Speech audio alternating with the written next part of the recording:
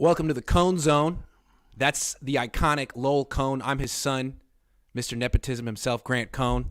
Really pleasure to be here. Just before we get started, my dad's got a whopper of a cold, and he's got a big-time cough. I can't get rid of it. So if I cough during the thing, Iggy will just talk a while, and I'll cough, and, it's a family affair. Yeah. I am wearing what Iggy and Swasti got me for Christmas. This is the 2023 edition of the overshirt, and show what you're wearing. I'm wearing the unofficial Cohn Zone sweatshirt hoodie made by my 12-year-old nephew, Sam Strauss. Shout out, Sam. This is great. I love it. And it's in the back, let me show you. Wow. Look at that. Sam is so cool. We love you, Sam. You're so cool. Super cool, and I love this. It's like, you don't know, but it's like Donkey Kong. It looks like I'm Donkey Kong. I think it's pretty cool. He had a good eye for this, which is crazy because he's only 12. Anyway, Sam, I'm talking about you. The question of the day is, are the Niners a team of destiny? We're going to talk about that. We're going to talk about seeding and stuff like that. But there was some news yesterday. I think it was very interesting. So last week, you said no hypotheticals, no looking ahead, right, which is fine. But the one person on the Niners beat who could get away with it is Matt Mayoko, because he's the senior guy on the beat. No one would ever accuse Matt Mayoko of trying to, talk about something just for the clicks. So, at the end of the conference call yesterday, after the PR director had said couple more, and they had done the couple more, Matt blurts in at the end when the PR director was going, "Okay, thanks everyone." Matt just goes, "Oh, one more," which is very uncharacteristic of Matt. And I was thinking, okay, well, where's he going with this? And he goes, "Kyle, I know that you're really focused on the here and now, but given how well Brock Purdy's playing, have you thought about who the starting quarterback's going to be?" And everyone, I'm sure, on the conference call is thinking, yes, thank you, Matty. I wasn't going to do it. Because if I asked the question, I'm sure Kyle would give me a really snarky answer and sidestep it. But Matty does it, and you got to respect him. So Kyle goes, "That's a great question. It's just that, I don't even know what year next year is going to be, and I'm really focused on the here and now because we've got some big games coming up, but it's a good question." So he could have said, "Hey, it's Trey Lance's team. He got hurt. Why is this even a question?" He didn't say that. What do you think of what he said? Okay, first, shout out to Matty Mayoko. Shout out. As you people know, Matty Mayoko and I are dear friends. We were colleagues at the Santa Rosa Press Democrat. And Iggy, we're in the same wine club, and in 2 weeks we're all getting together at Terry and Kirk's house, and Matt and Sarah are going to be there for the wine night. Matty went from colleague to family friend, and he's been a family friend for a very long time. Yeah, he's a dear friend of mine. Anyway, yeah. First of all, props to him for asking the question. And props to Shanahan for answering in an honest way. He could have said it's Trey Lance's team, but what he said is, "I don't know." "I don't know," I'm going to try to translate this, means it's an open competition.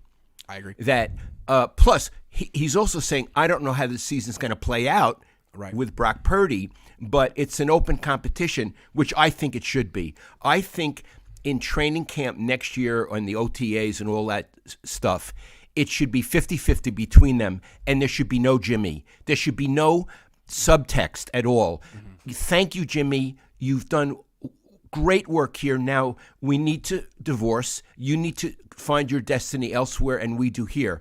But I think he's saying it's an open competition between Trey and Brock. What do you think, Iggy? That's I think what he's saying too. He could have shut it down and been like, "No, this is Trey's team," which would have been a fair answer given that he was the starting. There was no competition this year. Brock was the third string quarterback. But look at what Brock's doing. It would be unrealistic to just say he's our backup. Let's not even give him a chance. I think he gave the right answer, the honest answer, and he's not distracting anyone from the team. It wasn't an unfair question, and I thought it was a good answer. So I thought we learned something. And he didn't say things like, "I don't care to answer that now," or "Why are you doing that?" or things like, "Why are you putting pressure on me?" He thought it was a reasonable question. Yeah, and it's not like I can understand. It's a good problem to have. It's not like he has to choose between two lemons. He gets to choose between the highly gifted quarterback he wanted and the other guy who's doing everything he hoped Trey Lance would do. So if Trey Lance doesn't win the competition and Brock Purdy goes on to be the next Kurt Warner, great. Or if Trey Lance ends up being even better than Brock Purdy, great. The Niners are in a good spot. Yeah, absolutely. What I would say about the two guys, and again, I don't know that much about either one, but what I would say about the two guys is Brock Purdy is more NFL ready. Right. It's possible, and I don't know, that Trey Lance is better, but I don't know. It's possible. But I think that's the equation. I think it's pretty clear that Brock Purdy is better than Trey Lance now. I mean, I Lance agree. hasn't played. But I think the question is, what will Brock be when he's done developing, and what will Trey Lance be when he's done developing? Don't Exactly. Know. And what it is it's an unknown. I have a suspicion that Trey Lance, cough break, has a higher limit, but I don't know for sure. Coughing. It's okay. I can mute you over here if you get into a big coughing break. I think one thing we got to remember is it's important not to really just judge quarterbacks based off of 4 starts, 5 starts, 15 starts. Because we did that with Jimmy. Yeah, we keep doing that, and I think we probably shouldn't. It's been a great start for Brock Purdy, but that doesn't mean he's going to be the next Joe Montana. And it's been a rocky start for Trey Lance, but that doesn't mean he's the next Jamarcus Russell. I mean, you could go through a lot of quarterbacks who had a rocky first couple of years or a first few starts, and that didn't really mean anything about their future. So it's fair for Kyle to be like, let's see what happens in the playoffs. Maybe, I mean, if Brock Purdy goes to the playoffs and falls apart in the first game, that factors into what happens in the offseason. If he goes in the playoffs and if he plays great and they go deep, that's part of the competition too. He's competing for the job right now, which I think is fun. And it makes this story so much more interesting. Absolutely. All right, let's answer some questions, and we'll get back to our show. Mr. Lone Wolf says, happy holidays to the Cohns. Thank you for bringing a more honest approach to covering this team and being consistent. It is more than a good example of journalism. It is a good example of life. Thank you. That was really nice. Thank you very much. John Velasco is a new member. Thank you, John. Bay Martin says, AFAIK. They are not. They are simply very good. Happy holidays and have a wonderful... What do you think AFAIK stands for? I don't know. As far as I'm concerned? No. As far as I know. Concerned is a C. I should know that. Okay. Are the Niners a team of destiny? I think he's saying no. Simply very good. Fair enough?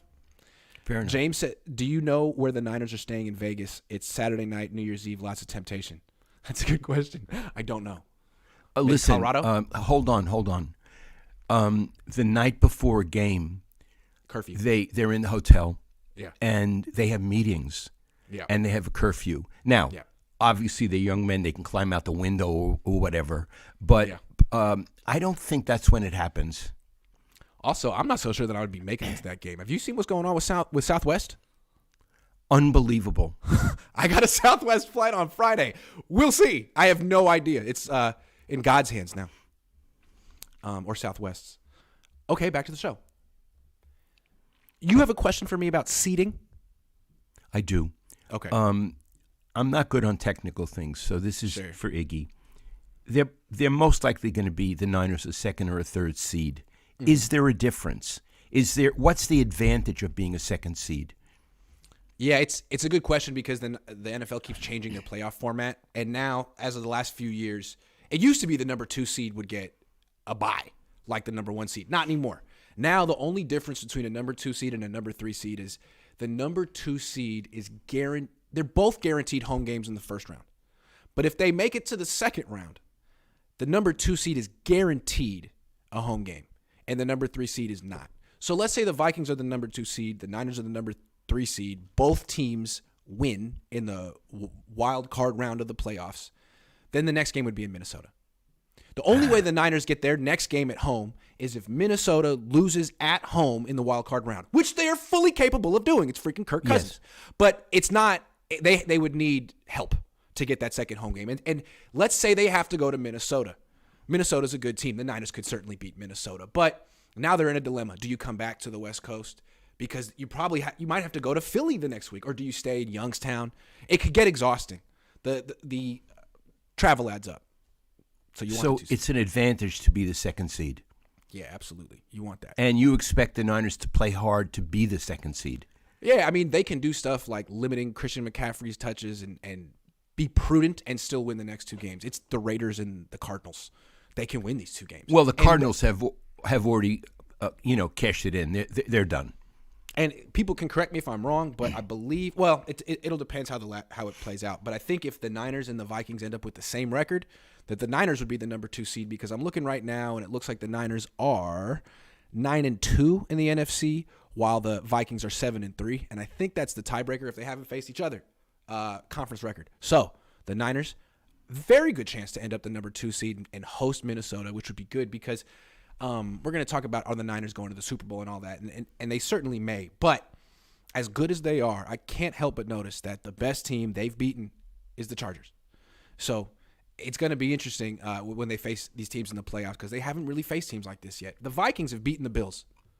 So just saying. And, I will talk about it later. So I'm just saying they really would benefit from getting that number 2 seed. And they might. Okay.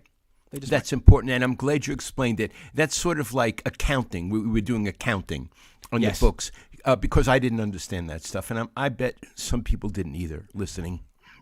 Yeah. Excuse me, guys. You could argue that part of the reason the Niners fell apart in the NFC Championship game last year was it was their 4th consecutive road game. It's exhausting. Yeah. Yeah. You never have to do that in the regular season for a reason. Okay, here's the big question of the day. Dad, you've covered all 5 49ers Super Bowl championship teams. You know a championship team when you see one. Is this Niners team a team of destiny? I think it is. I'm going to go... Excuse me, guys. I'm going to go slow. This is a hell of a team. Mm-hmm. I mean, you can feel it. This is a better team than the team that lost to Kansas City. Mm-hmm. Yeah, it is. I'm not saying they can beat Kansas City, but it's a better team. Than the team that lost to Kansas City in the Super Bowl, or the team that lost to Kansas City this year? This year. Okay, got it. I think it's a better team than lost to Kansas City, especially the defense. Oh, and especially the offense, both of them. Yes. When the 5 championships that I covered, at a certain point you get the feeling, wow, this is a hell of a team. Mm-hmm. And now, could Philly beat them? Could Dallas beat them? Sure. I don't think Minnesota could beat them. But could they beat Philly? Could they beat Dallas? Hell yeah. Philly, their quarterback situation is a little scrambled. Mm-hmm. I'm not sure how good their defense is. Dallas, I've never been impressed by that coach. I think the Niners are the best team in the NFC. I do. And I think I agree. You get a feeling about a team that they say before they got on the field, we're going to kick ass. Mm-hmm. Like, not can we kick ass, we're going to kick ass. And don't you get that feeling about these guys? I think Fred Warner kind of verbalized that this week when he was answering my question. He stands at the 50-yard line, stares down at the quarterback, and basically tells him, we're going to kick your ass. Absolutely. Yeah. I mean, you get the feeling. Sorry, guys. Now, in the Super Bowl, that'll be very interesting. But we're not there yet. But I think this is a Super Bowl team, Mickey. What do you think? I think they're going to win the NFC, and I think they're going to go to the Super Bowl. And then we don't know who they're going to face. The one thing is, they do have the feel of destiny. The Brock Purdy story, the last pick. It's almost like like whoever's pulling the strings. Like that would be like a really good story. It's like mythology. Yeah, it's exactly. It's like mythology. It feels like too good of a story for them not to go all the way. It feels a lot like the 1999 Rams team to me with Kurt Warner.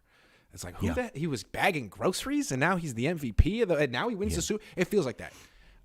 But I just want to say that again, this team hasn't beaten anyone great yet. There aren't that many great teams, maybe 3 or 4. Maybe the Niners are one of them. The Niners faced one of them and lost by a lot. The best team they faced is the Chargers, who do have a very good quarterback. He didn't have his starting wide receivers, and he got hit hard in the head in the first half. 94 team that won the Super Bowl. That's the one team I saw that won the Super Bowl that I remember. I remember that year they faced Dallas Week 11, and that was the game. Everyone knew Dallas was the team the Niners had to go through. They lost to Dallas the last 2 NFC Championship games. They beat Dallas 21-14. That was a huge win, and it felt like it validated the Niners. They had lost by like 40 earlier in the season. The Niners don't have that win. They faced Kansas City and lost to Kansas City. So if they make it to the Super Bowl and get by Minnesota and Philly, which they absolutely could, and they have to face Kansas City again, I don't know. Okay, what's nice is there is a specter of doubt, and that makes the story more interesting. Absolutely. Yes, it does. Do I think Kansas City beat them up? Beat them up. I don't think that would happen. Was it 44 to 23, something like that? 44 to 21. It was a lot.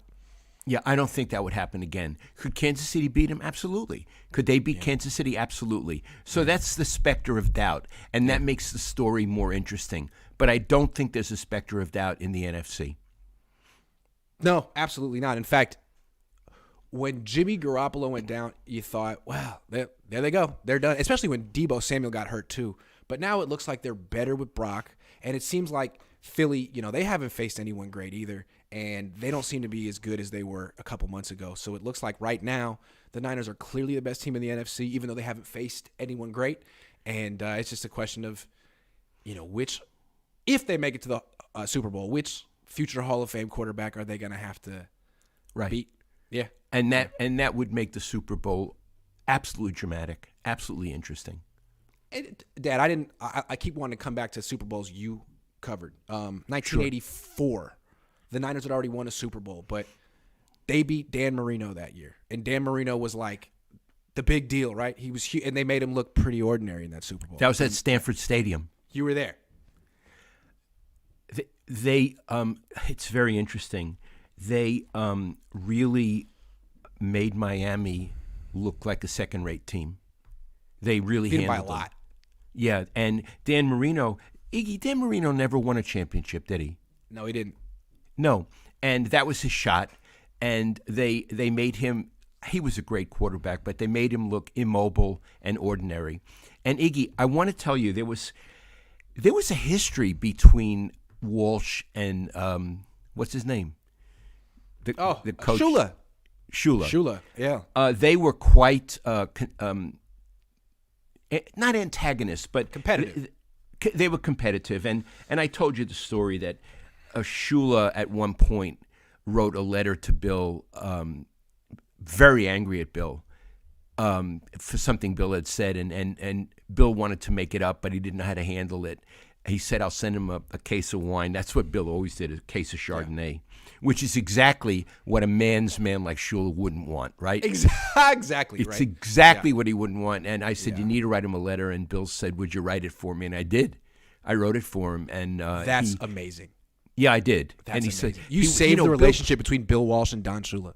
I did. And Bill read it, and he goes, "This is really good, Lowell. This is really good." And then he had his secretary, Jane, type it up, and he signed it. And the other thing was they had played a game, a preseason game, and it might have been in London. Sometimes I get facts wrong, but they had to arrange every day. They were training together, Miami and the Niners, and I'm not sure what year. And but I think it was before the Super Bowl, and it was clear that Shula took over the meetings, and Bill sat as if he were an assistant coach, because the two coaching staffs met every morning, and I was told from someone on that staff that it really pissed Bill off. Right. So but you had to defer to Don Shula because he had absolutely he was the guy. Yeah, so absolutely. If it happened before that Super Bowl, it was sweet revenge for Bill. Right. So Bill had to sit there with a smile and be polite, and then he kicked the shit out of him in the Super Bowl. That's right. Dad, but what I wanted to know, I know you don't remember, but were the Dolphins looked at as, did most people think the Dolphins would win that because they had the hotshot quarterback with the big arm? Or No. The Niners had already won. It was essentially a home game for them. That's and right. they had Joe Montana. That's true. Yeah. And Iggy, I got to tell you, again, team of destiny. Yeah. I never thought Miami would win that game. Right. I never thought Miami would win that game. And you know, it's interesting. It was at the Stanford Stadium. So, this parking is a big problem. But I went to Stanford, and I was dear friends with the head of the French department. So he said, "Hey, Lowell, why don't you just park at my house?" And so I parked at his house, at the prof's house. And I just walked to the game like I would have when I was a student. I had my little computer in a bag, and I walked to the game. When it was over, I finished typing. I walked back to the prof's house and drove home. Wow. It was like the game was in my backyard. That is so cool. You could argue, I didn't live through this. I was born in 88, but just looking at the stats, you could argue that was the best Niner team of all time. They lost one game that year. They had the number one defense in the league. I think they gave up fewer points per game than this current Niners defense. And they didn't have Jerry Rice, which is interesting. That was the team that was like the year before they got Rice. And I think their leading receiver was Roger Craig and Dwight Clark. And they kicked the shit out of everyone. Did they still have Freddie Solomon at that time? I'm not sure if they had Freddie Solomon. He was a wonderful wide receiver. They may have. But yeah. And Dwight Clark was very good for the things he could do. And he was a terrific downfield blocker. He was a tough guy. He was a tough guy. And again, I felt with that team, Iggy, this team's going all the way. And you have intimations with the current team of that this team, let me put it like this. If they get eliminated in the NFC, we're going to leave the Super Bowl out of it. I would be shocked. That's what I'm saying. If they get eliminated by any team in the NFC, I would be shocked. Yeah, it just this reminds me of the Rams. The Rams team from '99, the Kurt Warner story. All of a sudden, you've never heard of this quarterback, and they have the best offense in the league. And it's like, this isn't real. And was that team? They beat the Titans in the Super Bowl. They faced the Titans in the regular season and lost, kind of like the Niners if they faced the Chiefs in the Super Bowl. So maybe there's something. I don't know. There's a lot of mythology going on right now. Brock Purdy was born during that Kurt Warner '99 season. He went to Iowa State. Kurt Warner went to Northern Iowa. Ooh. Twilight Zone. Curry Cloud says, what does it mean for the franchise and league if Purdy wins a Super Bowl? It's just a great story. And it means you don't have to be one of the anointed to win a Super Bowl. You can be an afterthought. I mean, really, this Mr. Irrelevant, it's become a cliche, but he was virtually an afterthought. Also, it's so interesting. Like, it's such a lucrative league. Everyone understands that it's a quarterback-driven sport. And this guy went to the last pick. Now, all of a sudden, the league has to go back and reassess how they scout this position. Like, how did everyone miss him? And you got Zach Wilson going number 2 to the Jets the year before, and he's already a bust. Like, the league has to re-examine their process here. Nick says, you guys, the GOATs. Thank you. Do you realistically see the Niners making and winning the Super Bowl with the rookie quarterback? And shouts out to Vito, my man, in North Dakota right now. Shout out to Vito. Well, we just talked about it. We do think there's a realistic chance. I think they have a good chance. Unless this kid has some vulnerability that we haven't seen, I think they have a good chance to win the Super Bowl with him. Or if he gets hurt. Yeah. Moody says, why does Lance have a higher upside? What successful quarterbacks can you relate Lance to? Slow start, high peak. Josh Allen. So that would be why. Josh Allen. I mean, if you look at Purdy and you say, yeah, he's great, but can he go toe-to-toe with a quarterback like Patrick Mahomes or Josh Allen in the Super Bowl? That's the question. And I think with Lance, you wonder, maybe if he were to reach his potential, maybe he could. But a lot of guys who have that kind of potential don't reach it, so you don't know. He has a stronger arm. He's bigger, stronger, a better runner. With him, potentially, not now, and maybe never, but potentially it's a more diversified offense. Potentially. Sven says, do the Niners not just need the Vikings to lose one game and they get the 2 seed on the tiebreaker? Yes. Yes, they do. That's it. And that could happen. SoCal Niners says, Lowell, what's your plan for your next book? I remember you saying you didn't want it to be about sports this time. BTW, you're my favorite guest. That's very nice of you to ask. Look, I'm writing a book now, but it's only about growing up in Brooklyn. I don't want to write anything about my current life because I'm sad. And I was very happy growing up in Brooklyn. And Iggy has seen a lot of these stories. And Iggy says they're pretty good. So they're wonderful. It has nothing to do with sports. And here's the thing, guys. I don't want to write about sports anymore. I had enough. I want to write about other things. Fair enough. I think you're overdue. Adams, thank you. I think there's one more. No, 2 more. Jason, how does Kyle Shanahan keep getting a pass for starting slow and not playing rookies until forced? Trade him, promote D'Amico Ryans, and keep this defensive backbone strong. Listen, Iggy and I have talked about this a lot. This is not the time to talk about trading Kyle Shanahan. Mm-hmm. At the current moment, he is doing a great job. Yes, he is. And so I think that's the wrong tone for right now. Lowell's long-lost son donates $5. Who's You that? never told me about, I don't know. You never told me about that one, Dad. That Niner guy says a lot of smoke around the Raiders sitting car next 2 weeks to avoid injury guarantees so they can move on and get Brady next year. Well, that would be good news for the Niners. I don't think Brady would want to play for them. Yeah, that seems like a pretty bad franchise. Yeah, I don't think so. Brock reminds me of a young Drew Brees. He's a lot more athletic than Drew Brees. The way he runs around is shocking to me. Yeah. Also, I got to say, Drew Brees is a Hall of Fame quarterback, and we can't anoint this kid as a Hall of Fame quarterback yet. No, but maybe next week if he plays. Okay. Eddie says, great to hear stories about the good old days. Thanks, Papa Cohn. Would it help the Niners' psyche to lose a game before the playoffs? It's never good to lose. No, it's not at this time. I think it's fair to say it's never good to lose. Right. Who told you that? Is no such thing as a good loss? Oh, Joe Morgan. When he was playing with the Giants. Yeah. I had said something, this is a good loss. And Joe and I really didn't get along very well, but he got pissed, and he was right. And he said, no, Lowell, there's no such thing as a good loss. And I learned that right off the bat. Mark says, Dan hands us NFL power rankings, Niners on the top number 1, then Philly, Buffalo, Cincy, and Kansas City 5. Wow. That's interesting. I'm not sure I agree with it. That's interesting. Kansas City How do you 5? have Buffalo? Whew. Okay. Pato says 1989 best, unlike 84, had Rice and Taylor and Young as backup quarterback, best team in NFL history. Hey, I'm not arguing. I'm not arguing. I was not there. I mean, I was there for 89, but I don't remember.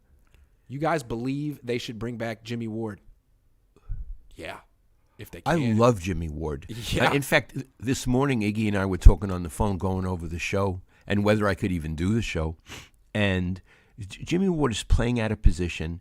He's not complaining, but my guess is he's probably pissed because this is a contract year for him. What a competitor. What a player. I love the way he plays, Iggy. Yeah, absolutely. He's a Niners lifer. He's been here forever. He never complained about anything. They played him in like a million different positions. They're doing it again.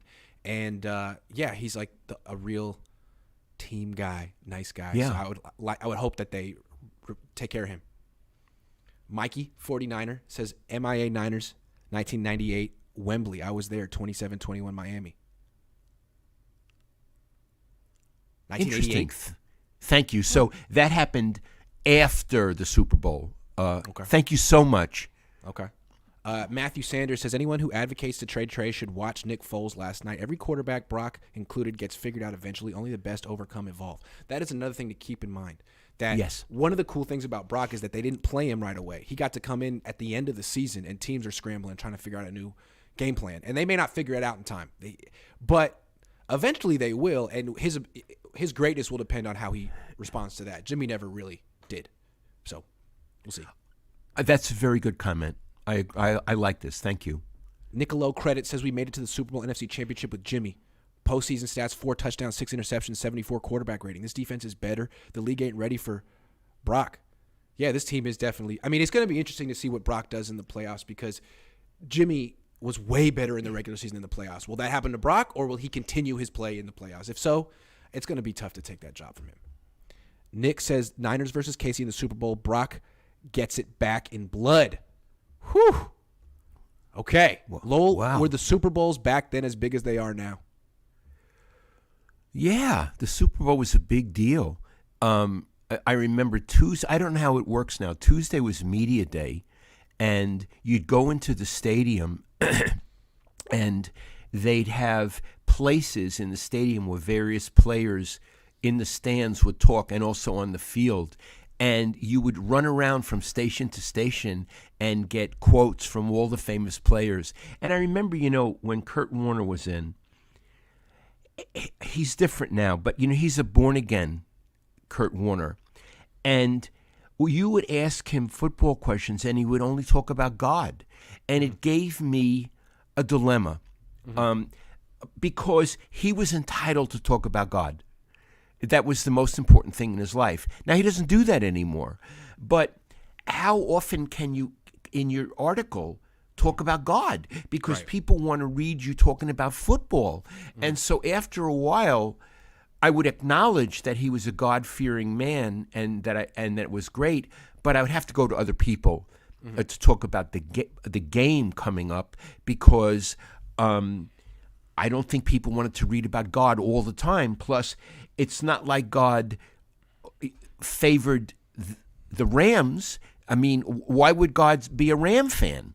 And so it really posed a journalistic dilemma for me. And I'm glad he doesn't do it anymore. Yeah, what I was going to say is that what's ironic is now he's like one of the best football analysts in the country. He's wonderful. He's wonderful. He doesn't do that. He's really good. And look, I guess you can understand a guy who went from bagging groceries to being a Super Bowl champion, MVP, all that in a couple of years, being grateful and humbled.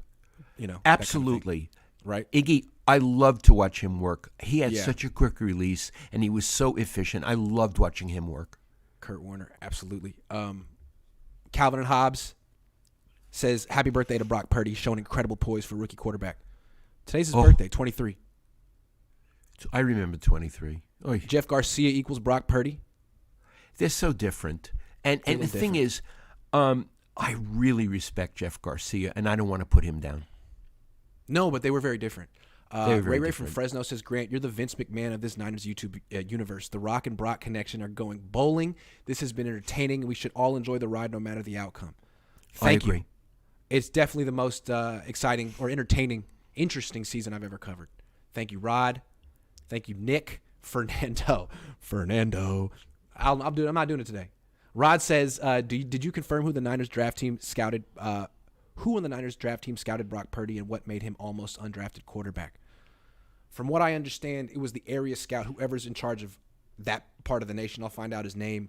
But the Niners were looking for a guy that would be available late in the draft. They were looking for the next Nick Mullins. Everyone thought he'd be going late because of his arm strength. He was there, and clearly he has blown away everyone, including the 49ers. That leads us into our next topic. Well, Iggy, I want to make I want to make a suggestion. Yeah. I think you should have a 10-minute one-on-one with Lynch and ask him all about how they got Purdy. Sounds good. He'll do it with you. Lynch likes you, and you could set up your little phone or whatever in such a way and just ask and go through the process. And it would be great to hear it in Lynch's words. I think you should, when you talk to the PR guy next, you should set it up. It might be tough to get that done in late December or January, but I will do my best at it. It'll be better. You may not be able to get it done, but you won't be able to get it done during Super Bowl week. But this would be your best shot sooner. Yeah. Anyway, if you can't do it, you can't do it. But that's how my mind would work. Okay. Dad, it feels like I'm covering maybe the first Super Bowl winning team that I've ever covered. I've covered a couple losers. This feels different. You've covered 5. What's the feeling like when you're covering a great team, a champion team? Yeah. This is really important. And I want to say I covered 5 Super Bowl winning teams. They were the greatest experiences of my life as a journalist. I want to be clear. I didn't root. If the Niners got beat in the Super Bowl, it wouldn't have mattered to me. I'm not on their payroll. I would write what I would write. But they were so clearly a step ahead of the league, and in a brilliant Northern California way. It was an honor to cover greatness. The only other feelings I had were sometimes when I would cover a great championship fight. Ray Leonard, somebody at Hagler, somebody at that level. And again, I wasn't rooting for anyone, but it was an honor. And that's what I felt about the Niners, that my writing had to live up to their greatness. And it was a challenge, and it was an honor to do that. I see. Well, it feels like I'm there right now. Every week they win, and it feels like I need to live up to what they did, and it's a lot of fun. Yeah. On their first Super Bowl, I'm going to try to do this without coughing. Okay. I flew to the game in Detroit on the team plane. For some reason, Sorry, guys. We did that. Joe Montana was sitting right near me. Freddie Solomon. I sat next to Herb Cain, who wrote for the Chronicle. And I chatted with Joe on the flight and with Freddie. And then we took a bus from the airport to the hotel where they were staying. And as I was getting off the bus, I had my suitcase. And this bellhop, wearing a bellhop's uniform and a bellhop's hat, grabs my suitcase and pissed me off. Like I could do this. And I look and it was Bill Walsh. And he had stood at the curb right by the hotel. And he was grabbing everybody's stuff. And it was a joke. And I thought, he was such a surprising man. He was trying to make it, they had probably finished most of their work already, you know? Yeah, yeah. And he was trying to make it humorous. Why bring do you down make the it, tension. Oh, to bring down the tension. Bring down the tension. To make them enjoy the experience the way I want you to enjoy this experience. Right, because being all tense about it doesn't necessarily help anything. No, and he made it, and it became legendary, and I actually saw it, and he took my bag, and it pissed me off, and then I looked, it was Bill, and he was giggling, and he took all the players' bags, and like he was the gopher, you know what I mean? Right. And again, there were many crevices in his personality, and one of them was this whimsical, creative, unexpected man. And they were great in that Super Bowl. And I'll never forget that. And Interesting. yeah. So he wanted his team to enjoy it. I want you to enjoy it. This ride. Well, I'd like to. I'm thinking, if my I don't want to miss a game. I don't want to miss this game in Vegas. If my flight gets canceled, I might just have to drive it. Who knows? I mean, it's about 8 hours. I could do it. I got a room right waiting for me. I'll have to figure this out. They'll work it out by then. They'll work it out. Yeah, I think they will. GEC Enterprises says, does the Raiders-Niners rivalry still exist? No. No, I don't think so. I don't think these players have any idea of the Raiders. Yeah, exactly. Why would God be a Rams fan? LOL. Why would God be any fan? That's true. Right? Kalba says, at Rod, Tolosa, the pro scout who stood on the table for Brock Purdy, was Steve Slowick. Oh, there you go. Steve Slowick. You got to talk to Lynch. I will. The Astro Channel says, how about a 3-quarterback system next year? Each game, a different quarterback between Lance, Brock, and Jimmy. That way they would be well-rested and never injured with a great quarterback play each game. No. Absolutely not. It's a very interesting idea. I want Jimmy to be out. I have nothing against Jimmy. I admire him. You need to move on. You need to not move back. You need to move on. These are two gifted young men. Let them fight it out. Yep. Gabriel Martinez says, nice to see a father and son talk and do something they love together. Time is precious. Never take it for granted. Oh, thank you, Gabriel. BC4 says, Grant, any advice for someone maybe thinking of making a YouTube channel? Also, finally caught you guys live. Keep up the great work. Love you guys. Yeah. Make sure your lighting's good, your audio's good. Post a lot of videos, short ones. Think like anything you would post on Twitter, post it on YouTube, and collaborate with other people that do some cross-pollination. Cross-pollination is the term of the day if we're Sesame Street. Armando says BP is a study of the game. Trey Lance needs to learn from BP. JG had years, but Kyle Shanahan finally can live up to being called a guru. Love the show, and legend Lowell. Thank you, Armando. Thank you. Yep, we agree with you. SoCal Niner says, what is the ratio of journalists that do consider themselves fans? Genuinely curious.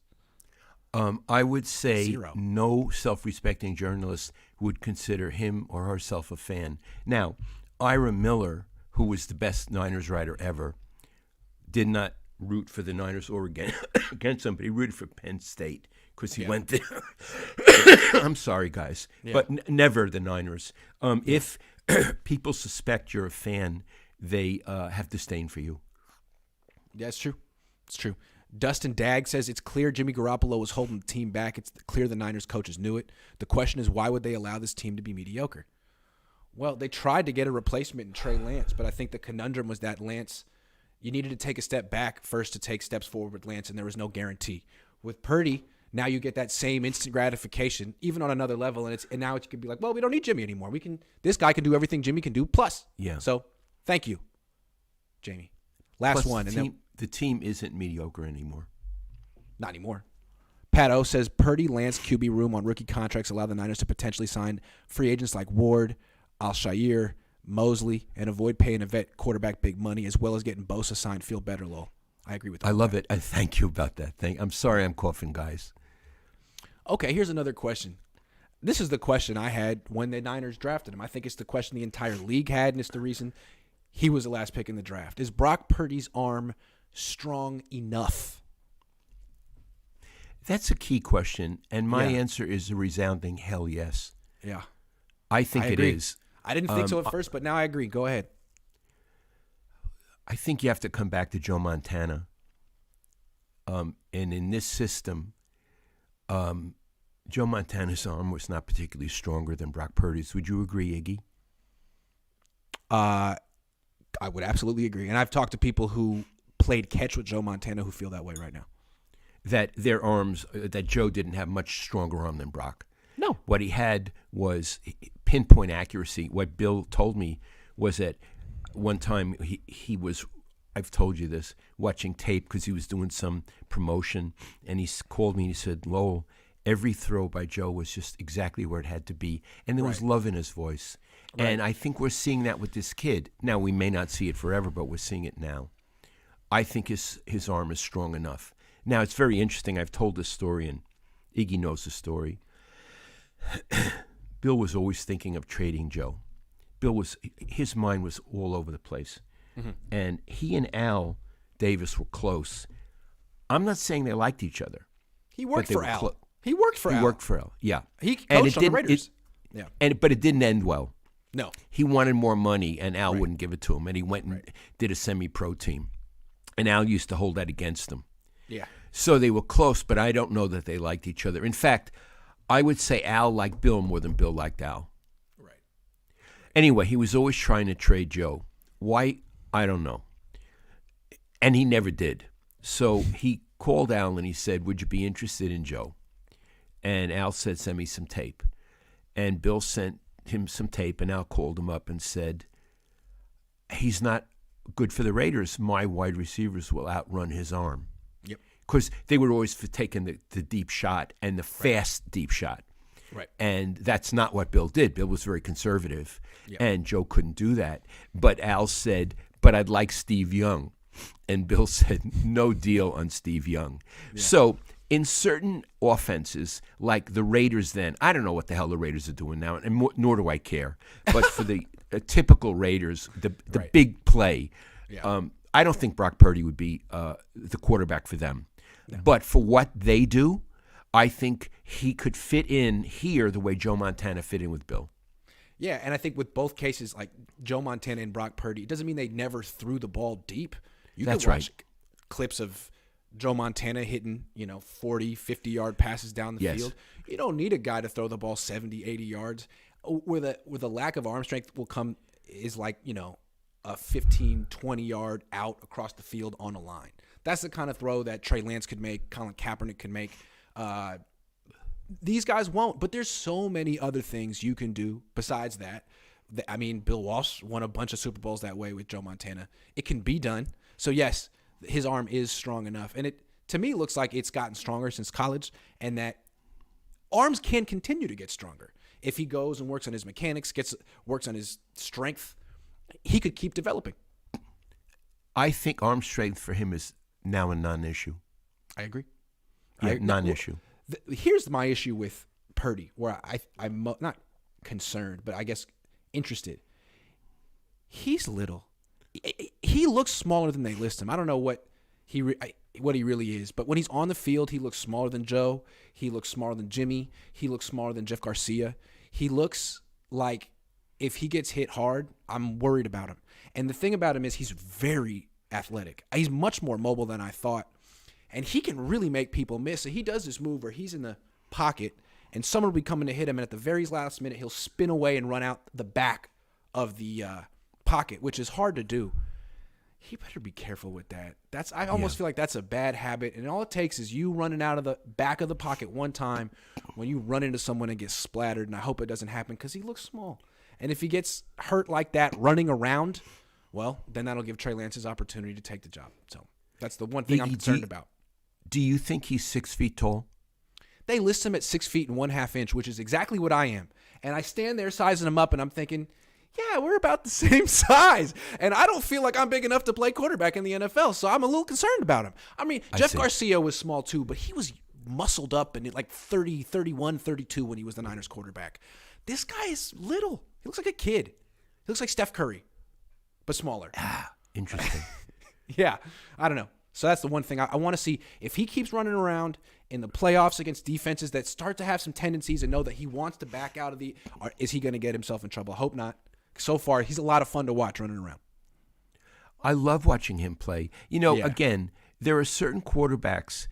Again, you're not rooting, but Russell Wilson no longer. No. But when he was good up in Seattle, he was so dramatic. I loved watching him play. I did. And Iggy, I love watching Drew Brees play. Yeah. In a lot of ways, Purdy's a lot like Russell Wilson, a young Russell Wilson. He comes on a team. You didn't expect him to be the guy. He's really, really cheap. But, man, he's a playmaker. He moves really well and gets the ball down the field. End of story. Yeah. Now, Purdy doesn't have – Russell Wilson had one of the best deep balls I've ever seen. Very strong arm. Purdy doesn't have that, but he's a better pocket quarterback than Russell Wilson ever was, which is very interesting. And I think he reads defenses better. I don't think Russell Wilson particularly read defenses. I think that's what we're learning. I think we're learning that he handed off a lot and would scramble around and make things happen on his own, and the Seahawks allowed him to do it until they didn't. And I think Purdy can do more than that. I agree. Yeah. So he's a lot of fun. It's interesting, Iggy, how positive we are about Purdy. It's fun. It's fun. As I say, enjoy it. Go along for the ride. Right. And I think I've been so negative about the Niners for so long, and part of it was just me feeling like, look, they could trade for Christian McCaffrey. They could have the number one defense. They could have Deebo Samuel, all these. As long as the Jimmy Garoppolo's their quarterback, I don't believe they're going to win the Super Bowl. And now all of that negativity is gone. He's gone. It's Brock Purdy, and I don't necessarily feel that he can't win a Super Bowl. I feel like, actually, if they don't win a Super Bowl, it might be because of something on the defense and not the offense. Iggy, if they don't win a Super Bowl, and this, I don't know if we have it in our list of things to talk about. There's a big issue out there, and it's Kyle. Ooh, there is that. And this is where we come back to mythology or even tragedy. Right. In tragedy, you make the same mistake over again.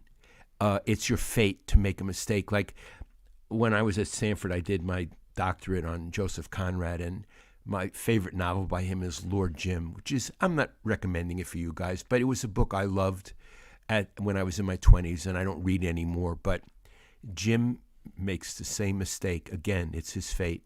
It's a tragic novel, and he dies at the end. And what happens with Shanahan is he's really great. He's really brilliant. Mm-hmm. He has his team playing now. Mm-hmm. But in 2 Super Bowls, and an NFC Championship.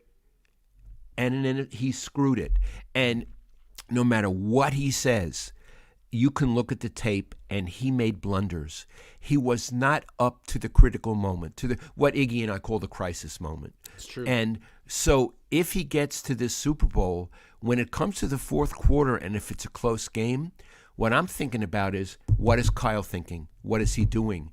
And we won't know this till the fourth quarter of the Super Bowl. I'm not saying he's going to fail. I'm not saying he's Lord Jim. I'm saying he needs to prove he's not. It's true. And so that's the unknown going forward. And again, Iggy, it gives a tragic cast to the season, potential tragic, which I find fascinating. I'm not saying he'll fail, but I want to know. Right.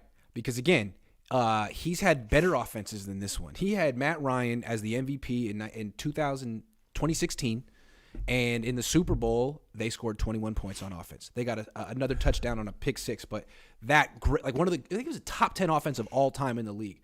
21 points, they lost. Now the defense crumbled too, but 21 points. Then in the Super Bowl against the Chiefs, 20 points, they lost. Then in the NFC Championship game last year, 17 points, they lost. He can have all this talent. He can have an offense that's rolling, but at the crisis, at the finish line, Yeah. He tops out at 20 points, and it's not enough. So I don't know if they can beat Kansas City in the Super Bowl with 20 points. They couldn't 3 years ago. I don't know if you can do it now. And Iggy, he loses leads. He loses leads. The identity. He loses his entire rhythm or whatever you want. He loses his mind. Yeah. So look, I want to be real clear. We don't want to be negative. We've been very positive in this show, but you're talking about the Super Bowl. The stakes are very high. Yep. And what could hold them back? Well, one of the things is the head coach, and he has a history of holding back a team. He has a history of, I'm going to call it in the sense of the NFL, if you can call anything tragic, a story tragic. He's had tragedy, and the story of this season could be, can he get past tragedy, i.e., Joe Louis got knocked out by Max Schmeling. That was tragedy. It was a big deal. He came back in another fight and knocked Schmeling out in the first round. He redeemed himself.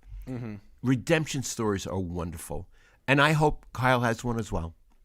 Right. And so instead of the question, we let off this section with, is Brock Purdy's arm strong enough? Which means, is he good enough to win the Super Bowl? Now we're finishing off the section by saying, really the question is Kyle Shanahan good enough? Is he poised enough? We feel like the 23-year-old rookie quarterback is poised enough and good enough to win the Super Bowl. Yes. What about the 43-year-old head coach who has scar tissue in these moments? Brock doesn't have that. Yes. It's interesting how this evolved, this conversation. Yeah. And again, I'm not putting down Kyle. All of these questions make it fascinating for me. Right. So I'm interested, but it's something he has to get past. Again, we're not covering like the 1988 49ers or the Warriors. This is not a championship team. This is a team that should be a championship team. Yes. Has come close, and they might finally break through this year, or not. This might the story of this team could be a team that came close and was one of the best teams but never broke through, or this could be the year. I mean, it's very interesting. This could be the year, and if it is the year, it's glorious. It's glorious. It's glorious. Yeah. And well put. Paolo says it will be awesome to finally see a competition decide who is the better quarterback, not the less worse. For now, let's enjoy. Greetings from Brazil. Greetings from Brazil. How about that? Well, thank you so much. I'd like to know. I get the feeling that the Niners have fans all across the world because of the era that you covered. You get people from Australia, from Hungary. I mean, you saw what the stadium looked like in Mexico City. It was I mean, that was a bigger home game than the Niners would ever get in Santa Clara, and it was probably because of Joe and Steve and those years. Bill. Yeah. This is Lowell's flu game today. Great show. You know what he's talking about? When Michael Jordan played with the flu in the finals and scored a bunch of points, and they went the flu game. You're doing good. We got one more topic after this. We got 2,200 people watching it. You guys are the greatest. Raul says, you guys are great. Keep up the good work. I think Brock and the Niners D are still secretly competing against each other. Brock and Warner got side bets.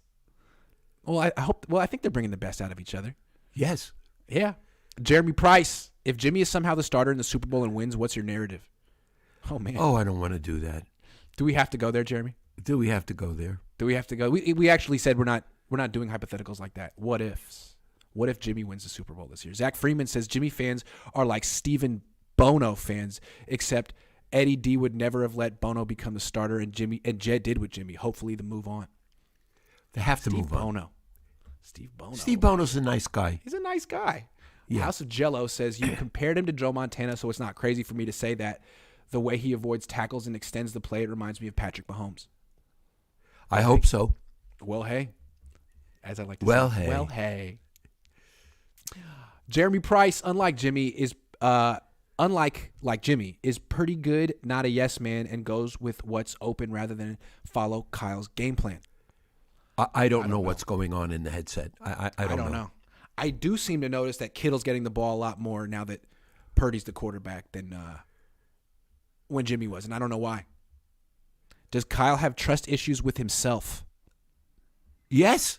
I think that's another way of saying what we said. Yes. Yes. He seems to have had in the past, and I'd like to see him get over them. He's like Superman and Lex Luthor at the same time. Yes. You know what I mean? Hey, Iggy. Yeah. You know, because I've been sick. I've been sick now for 2 weeks.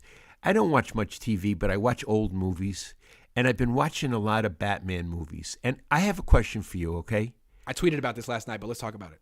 Okay, I didn't see it. I was just probably in bed coughing. Yeah. Big time directors have made very good Batman movies. Yes. And I don't think there's a Superman movie at the level of the Michael Keaton or the Christian Bale Batman movies. Yeah. Why are serious directors more interested in Batman than Superman? That's a good question. Batman's a better character. He's a better character than Superman, I think. Some people like Superman. There's a really great defense of Superman in Kill Bill. But to me, what's so interesting about Batman is he's not a superhero. He's not a superhero at all. He's a clever, rich guy who's in great shape and has all the gadgets and wants to be a superhero, but there's nothing super about him. And also, I think the other thing that's great about him is that the Joker is a great villain. Great villain. Lex Luthor is not as good as the Joker, in my opinion. So his antagonist is better. In fact, last night I watched The Dark Knight, and it was Heath Ledger as the Joker. Iggy, that poor guy, he died, he was 28. His portrayal of the Joker was a great, great performance. In fact, it overshadowed Christian Bale. Yeah, it's the best thing in that Christopher Nolan trilogy. Actually, I think Christian Bale's performance of Batman was overly serious and almost ridiculous at times. His voice for Batman make me laugh. I'll be watching this and just start giggling like he can't be serious with his voice right now. Can't be serious. But Heath Ledger was great. And I liked Christopher Nolan, who did Memento. Great. I liked his whole idea. That's a wonderful movie. Yes. And I liked his idea of going the opposite direction of the Tim Burton. Instead of making it campy and cartoony, make it really realistic, because you could do that with Batman. You could almost see Batman being a real person. There's nothing realistic about Superman ever. I got it. Can't do that. Now, I want to remind you that my Uncle Bob, my cousin Allison's father, he was one of the Superman writers. He didn't invent Superman, but he was on the staff of DC. Was it DC Comics or Marvel? I don't know what they were. But he was on the staff, and he had a little office in his house in Long Island, and I would go, and there'd be dialogue, Superman or Lois Lane, and it was kind of cool to see that on his typewriter, and then it would show up in the comic books. What I really like about Superman is that unlike Bruce Wayne is a super millionaire that you can't really relate to as a bunch of toys. Superman's an alien, and he comes to the Earth and tries to fit in, and he's a goofball. He doesn't have much confidence. Like Clark Kent, doesn't really get how to fit in, and it's kind of funny to see an alien's comment on our society and what it would mean to be normal. And also, he had a vulnerability to Krypton, right? Because the story of a great hero, and we're coming back to Kyle, is what makes them interesting is the vulnerability. So he's Achilles. They're all Achilles. Right. Achilles was the greatest warrior in the Trojan War, but he had at his heel, he had a vulnerability. And what makes great heroes interesting is their vulnerability. What's Batman's vulnerability? Oh, that you can kill him. Yeah, he's not. He can get killed. Not a super. You can kill him. Yeah, he can get killed. Can't fly. You can kill him. Also, he's not willing to go as far as the Joker. The Joker's always willing to go further than him. So, Batman has to work within the confines of the law. And the moral code. He has a moral code. And the moral code, yes. Because he's on the side of good. As opposed to anti-heroes such as the Punisher, who you probably don't know as much of. That's Marvel. I don't know the Punisher. He'll kill you. He will kill you. But, I mean, that's a lot of, Elmore Leonard's anti-heroes, too. Justified. Yeah. Justified. Anyway, I really like this conversation. This was a fun one. Mike says, Kyle Shanahan has Atlanta Super Bowl PTSD, used to be super aggressive. I do think there's a little PTSD in his psyche. But Andy Reid lost a lot of NFC Championship games. He lost in the Super Bowl. He was a high-level loser until he got Patrick Mahomes, and then everything changed. Right. So maybe this is Kyle's destiny, is to get a quarterback who can exercise the demons. Anoop says, Brock gives me young Buster Posey vibes. Agree around Kyle. Pressure is on him big time, but Purdy may deliver enough to offset Kyle's shortcomings. Can I say what's different about Brock Purdy and Buster Posey? Brock is really interesting in press conferences. I like the way he answers questions. Oh, yeah, and Buster Posey. I believe that Buster Posey is a very nice person, but I knew from sources at the Giants that he didn't like to deal with the media. Not that he was condescending to us. He didn't feel it would make him a better ball player. And I understand that. So he had about 4 or 5 answers. And after a while, I realized I would never go into a group around him because it would be bullshit. He's more like Nick Bosa. I mean, he was a top 5 pick in the MLB draft. He was a star forever. I mean, he wasn't like Mr. Irrelevant, you know. But Bosa is more candid than Posey. Everyone's more candid than Posey. Yes. Big Tim 3 said, should Kyle be fired if they make it and lose? No. He's got his quarterback now. You want to keep him and Purdy together, at least for now. Jaleel, thank you very much. Jeremy Price. Papa Grant, if there's one question you'd love for Kyle to answer honestly, what would it be? Oh, I know what. What? What do you really think of Trey Lance? Yep. What do you think of him? Because we really don't know what he really thinks. We don't know. What do you think his future is? Do you like him? Do you want him? Or is he a cast aside for you? I mean, if we were having a bottle of wine together, right, and I said this is off the record, which so I couldn't tell you, right, but I'd like to know, what do you really think of Trey Lance? Yeah, well, tell me the story. How did he get here? It doesn't make sense. I'd like to know that. Yeah, I'd like to know. I wonder how many people in the world know the answer to that question. Yeah, 30, 10. Dove His father Autoglass. does. His father does. Dove Autoglass says, John Lynch does. What's the difference between Nick Mullins and Brock Purdy? When Mullins was a starter, Kittle set tight end record and was the number 1 that year and above Kelsey. Fair. Purdy's on a much better team than Mullins ever was. The confidence, the poise, the mobility, the decision-making, the game management. How about those? The accuracy. Have you noticed that not only is Bosa 2 sacks away from Alden's 19.5 sacks team record, but also 2 away from 44 sacks in his first 4 years? Thanks for pointing it out. He's doing a good job. He's a good player. That's my analysis of Nick Bosa. Good. Faithful Quest 49 says Superman movies are most judged scares Hollywood. You can easily flop a Superman movie with these critics today. You could flop a Superman movie with critics today. Huh.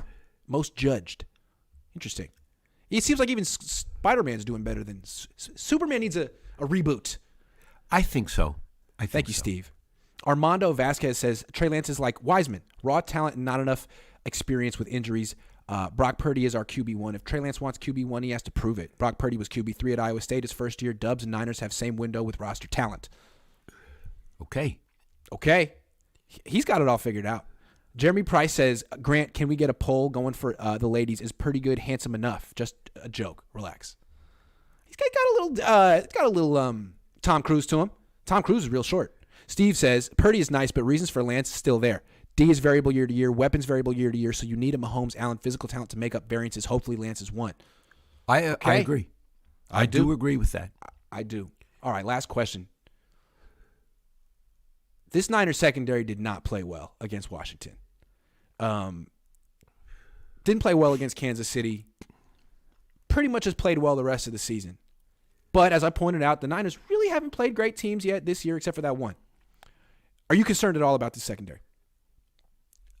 This is much more of an Iggy question than a Lowell question. Fair enough. But I would say in the overall context of that defense, no, I'm not concerned. What about you? Well, why not? Because of the front seven, because of the pass rush, the run defense, all of it. Yeah. That's fair. Yeah. That's fair. And if Travarius Ward can play, he's very good, Iggy. He's very good. And I think he's an example of he makes the other guys better. I think you're right. I think he's a shutdown corner, and when he's doing his thing, he doesn't need help, and it makes everyone else better. He left the game temporarily because of nausea. He had a concussion the week before. He should be 100% when the playoffs come around. And if he is, I'm not too concerned about the secondary. That being said, I don't know if it's going to happen until the Super Bowl, but they're eventually going to have to face a quarterback who's a lot more gifted than Brock Purdy. And if they're giving up, if this secondary isn't as good, if it looks like it did on Saturday, I think that's going to be the thing that holds back this team from winning the Super Bowl. Not necessarily Kyle's psyche, which is a big one, or the rookie quarterback, and there's never been a rookie quarterback to win a Super Bowl. It's the fact that the Niners really haven't faced a great offense other than Kansas City. And maybe their defense isn't the greatest ever. Maybe it's merely excellent with a weakness. That's what I want. So we come back to the Achilles flaw. Yeah. That may be the defense's Achilles heel. Yeah, and we don't know. It's a flaw that maybe you don't even know exists because you only can play the teams they put in front of you, right? You only can play the schedule they give you. So that's not the Niners' fault. When the schedule came out, we looked at it and we were like, oh my God, this is impossible. They're in a great division. They got to play the AFC West. Well, it turns out that the Niners had the second easiest schedule in the league this year. NFC West is terrible. The AFC West isn't much better. And there are still questions about this freaking team, and it's almost January. Interesting. Yeah. So, Iggy, sorry guys, rate the secondary. Rate it. What would you give it? A B, which should be good enough because the D-line's an A+, the linebackers are an A+. But the secondary, like Talanoa Hufanga, he's a great story. He's a Pro Bowler this year. Gave up 2 touchdowns on Saturday. And what we're seeing is for every play he makes, he gives one up. And the plays he gives up are over his head, which is kind of scary when you think about, is that going to be the play that loses them the Super Bowl? You know, it doesn't mean they'll give up 35 points in the Super Bowl, but can you trust him in the fourth quarter? We were wondering, can you trust Kyle in the fourth quarter of a Super Bowl? Can you trust Talanoa? I don't know. It's his first year starting. You can trust Travarius Ward if he's healthy. Jimmy Ward's out of position. Diamador Lenore, man, he wasn't supposed to be a starter this year. He's filling in. Tashawn Gibson, they got him off a practice squad. So I'd say a B. Okay. Yeah. But if that's the biggest weakness on the team, a B, that's a good weakness to have. Yeah. Can't be A+ everywhere. Jason says, love you and your dad, Grant. Been a Niners fan for over 30 years. More than 30 years. Keep up the great work. I'm excited for Brock and Lance both. Dad, what's the difference between over and more than? Well, over indicates top and bottom. Yeah, literally. Literally. But you know what? Everybody understands. I know. Oh, poor I'm guy. beginning to fade, Iggy. All right, Dad. The show is almost over. We got 2 more things. I'll answer them. Okay. Who do you see as a potential Kyle Williams this year? Man, that's dark. I guess it would be Ray, right? He had 6 fumbles last year, none this year. Hope it's not lurking. Faithful Quest 49 says, I watched the secondary during the Commies game. They sit back and watch the rushers hoping they get home. Well, hopefully they get home. Against Kansas City, they didn't. Thanks for watching, everyone. It was a long show. My dad did a great job. He's sick. I'm sorry for coughing. I've been saying Mosley was the biggest loss. Yeah, I think he was. Sugar Shane says, Grant, your dad is sick because you didn't get him a new camera for Hanukkah like you promised. No, but it looks better because he wiped the schmutz off. It was schmutzified. It's de-schmutzed now.